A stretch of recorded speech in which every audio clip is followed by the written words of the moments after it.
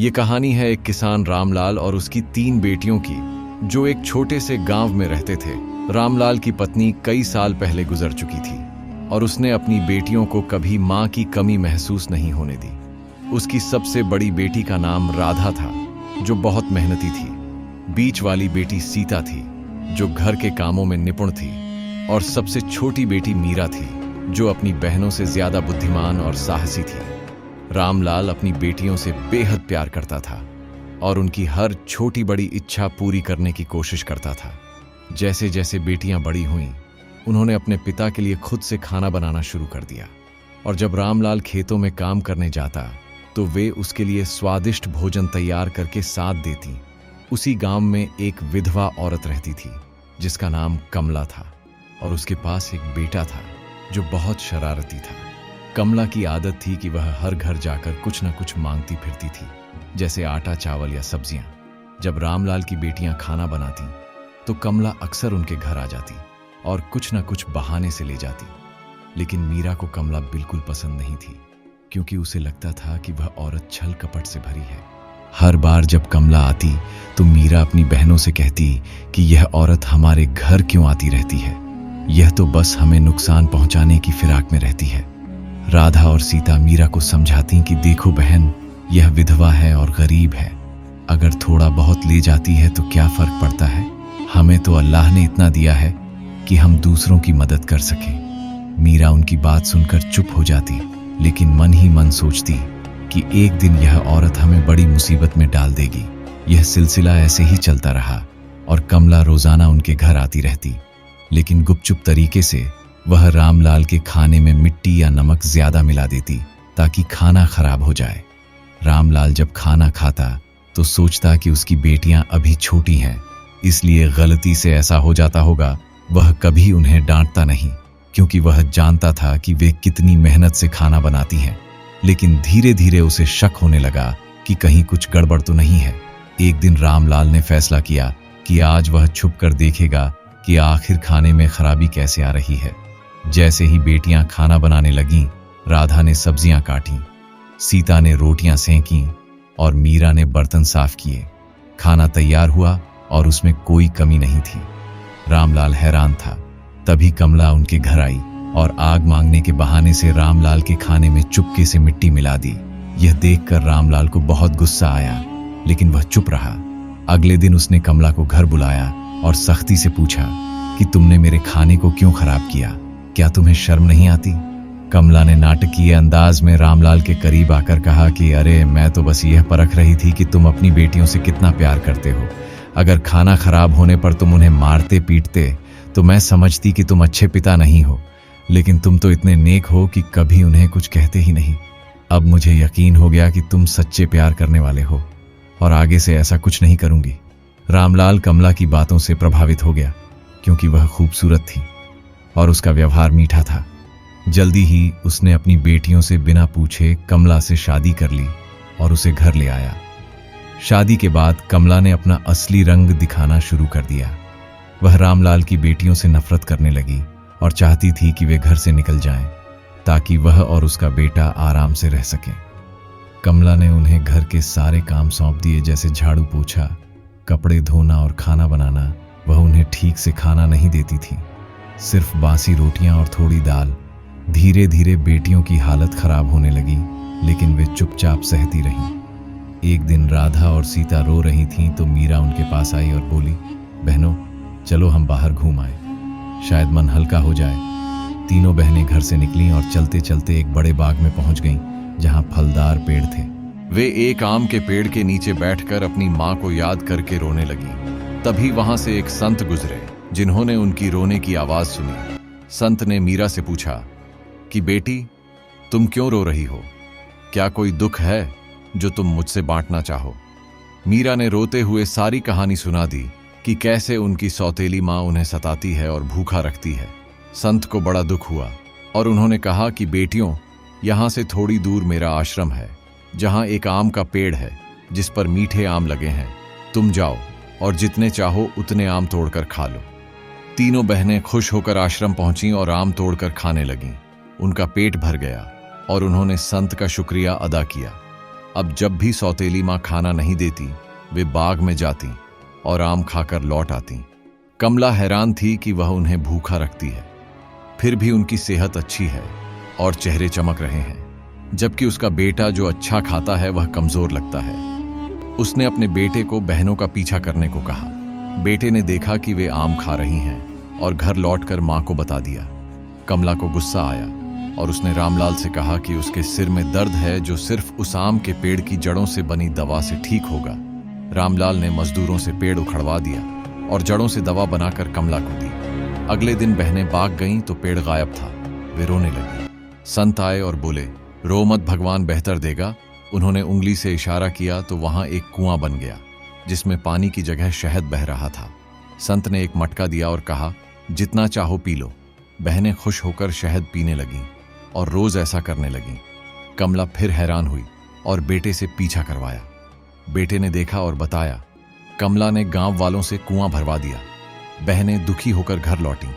कमला ने फिर बीमारी का बहाना बनाया और रामलाल से कहा कि उसकी तबीयत सिर्फ बेटियों के खून से ठीक होगी। रामलाल दुखी हुआ, लेकिन बेटियों को दूर ले जाकर छोड़ आया और एक जानवर का खून कमला को दे दिया। बहनें जागीं तो पिता गायब था। वे रोने लगीं। तभी 3 भाई शिकार से लौटते हुए आए, जिनका नाम अशोक, विजय और सबसे छोटा राज था। राज ने रोने की आवाज सुनी और बहनों को देखा।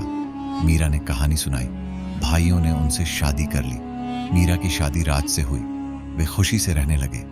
1 साल बाद मीरा को बेटा हुआ। नाम रखा अमन। अमन 2 साल का हुआ तो राज शिकार गया और लौटा नहीं। उसके भाई ढूंढने गए, वे भी गायब। बहनें दुखी हुई। अमन बड़ा हुआ। बहनों ने कहानी बताई। अमन माता पिता ढूंढने निकला। रेगिस्तान में पहुंचा जहां एक संत मिले जो वही थे जिन्होंने पहले मदद की थी। संत ने बताया कि इलाका एक शक्तिशाली जादूगर का है जो लोगों को पत्थर बना देता है। अमन ने कहानी बताई। संत ने मदद का वादा किया। जादूगर को शक हुआ, लेकिन संत ने अमन को पोता बताया। जादूगर ने अमन को फूलों का गुलदस्ता देकर कैद लड़की यानी मीरा के पास भेजा। शादी का पैगाम देने अमन ने गुलदस्ते में अपनी अंगूठी छुपाई जो मीरा ने उसे दी थी। मीरा ने पहचान लिया। मीरा ने जादूगर का राज बताया कि उसकी जान एक मोर में है जो जंगल में कैद है। अमन ने मोर पकड़ा और जादूगर से सभी को आजाद करवाया। मोर के पंख खींचे तो जादूगर कमजोर हुआ। फिर गर्दन मरोड़ी तो जादूगर मर गया। सब आजाद हुए मीरा राज और सब घर लौटे। रामलाल ने माफी मांगी, बताया कि कमला बीमारी से मर गई। सब खुश हुए, लेकिन अमन ने देखा कि जंगल में एक छाया है जो जादूगर जैसी लग रही है और वह बोला, माँ यह क्या है? लगता है जैसे कोई फिर से। अमन की आवाज में डर और हैरानी थी। जब उसने उस छाया को देखा जो जादूगर जैसी लग रही थी, मीरा ने अपने बेटे की तरफ देखा और उसका हाथ पकड़कर बोली कि बेटा डरो मत, ये शायद हमारा वहम है क्योंकि जादूगर तो मर चुका है। लेकिन अमन की नजरें उस छाया पर टिकी थीं जो धीरे धीरे जंगल के घने पेड़ों के बीच हिल रही थी। राज ने भी उस छाया को देखा और अपनी तलवार निकाल ली क्योंकि उसे लगा कि शायद कोई खतरा अभी बाकी है। राधा और सीता अपनी सौतेली माँ कमला की साजिशों को याद करके सहम गईं और बोलीं कि क्या यह जादूगर की कोई और चाल है। संत जो अब भी उनके साथ थे ने गहरी सांस ली और कहा कि बेटा अमन, तुमने जादूगर की जान तो ले ली, लेकिन जादू की दुनिया में कुछ आत्माएं अपनी शक्ति छोड़ने को तैयार नहीं होती। संत ने बताया कि उस जंगल में एक प्राचीन गुफा है जहां जादूगर ने अपनी शक्तियों का एक हिस्सा छुपा रखा था। यह सुनकर अमन का दिल जोर से धड़कने लगा क्योंकि उसे लगा कि उसकी मां और परिवार अभी भी खतरे में है।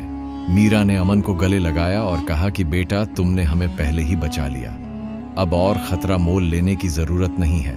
लेकिन अमन ने दृढ़ता से कहा कि मां, अगर मैं इस छाया का सच नहीं जानूंगा तो हम कभी चैन से नहीं रह पाएंगे।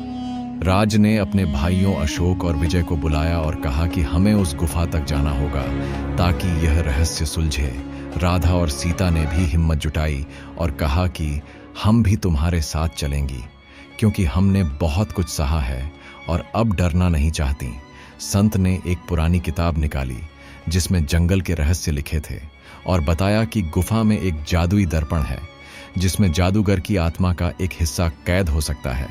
अमन ने किताब को ध्यान से देखा और उसमें एक नक्शा मिला जो गुफा का रास्ता दिखाता था। परिवार ने फैसला किया कि वे सुबह होने से पहले गुफा की तरफ निकलेंगे ताकि अंधेरे का फायदा उठा सकें। रात के सन्नाटे में वे जंगल की ओर बढ़े, जहां पेड़ों की टहनियां हवा में डरावनी आवाजें कर रही थीं। अमन ने अपनी मां की अंगूठी को कसकर पकड़ा, जो उसे हिम्मत दे रही थी। गुफा का मुंह एक विशाल चट्टान के पीछे था और उसका रास्ता कांटों और पत्थरों से भरा था। संत ने एक मंत्र पढ़ा, जिससे गुफा का द्वार खुल गया और अंदर से ठंडी हवा का झोंका आया। अंदर अंधेरा था, लेकिन अमन ने एक मशाल जलाई और सबके साथ आगे बढ़ा। गुफा की दीवारों पर विचित्र नक्काशी थी, जो जादूगर के जीवन की कहानी बयान करती थी। कुछ दूर जाने पर उन्हें एक चमकता हुआ दर्पण दिखा, जो हवा में तैर रहा था। दर्पण में जादूगर की धुंधली छवि उभरी और उसने हंसते हुए कहा कि तुमने मेरी जान तो ली, लेकिन मेरी शक्ति को कभी खत्म नहीं कर सकते। अमन ने हिम्मत दिखाई और बोला कि मैं तुम्हारी हर चाल को तोड़ दूंगा। जादूगर की छवि ने कहा कि अगर तुम मुझे हराना चाहते हो तो दर्पण को तोड़ना होगा, लेकिन ऐसा करने से तुम्हारा एक प्रियजन हमेशा के लिए खो जाएगा।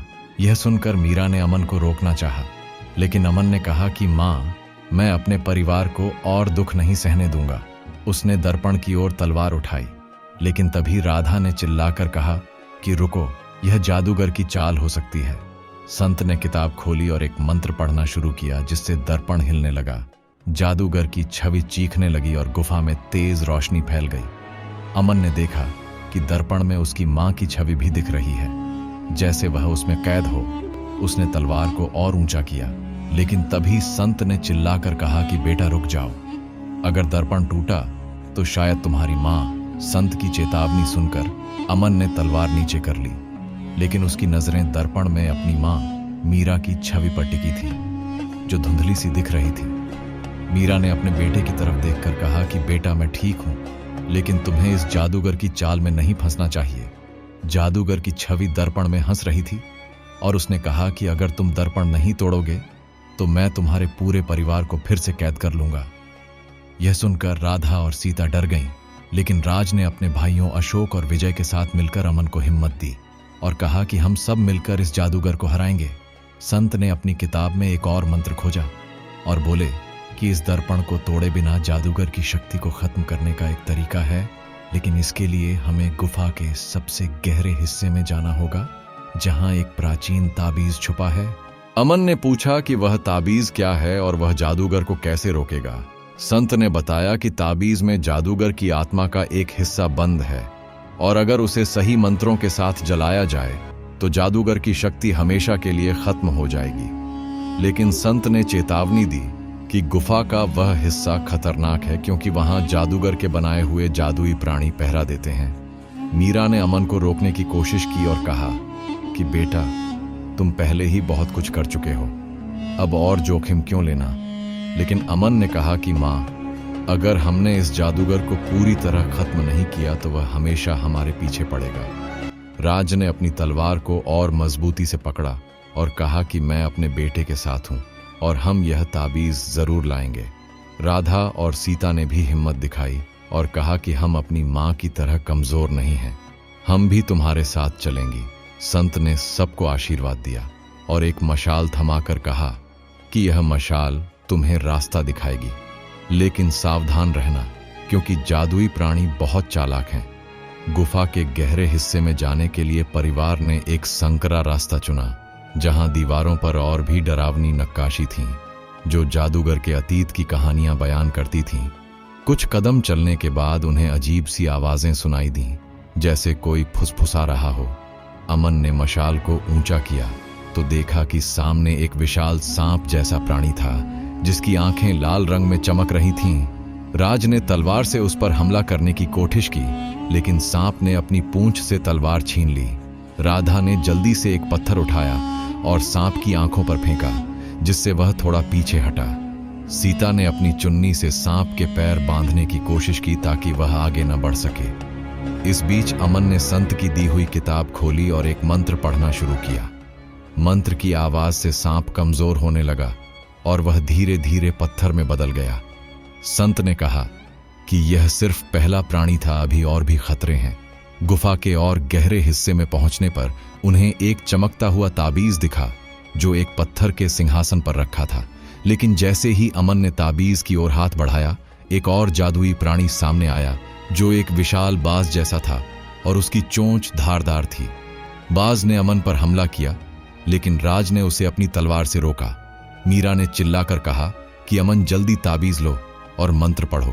अमन ने ताबीज उठाया और मंत्र पढ़ना शुरू किया, लेकिन तभी बाज ने अपनी चोंच से ताबीज छीन लिया और हवा में उड़ने लगा।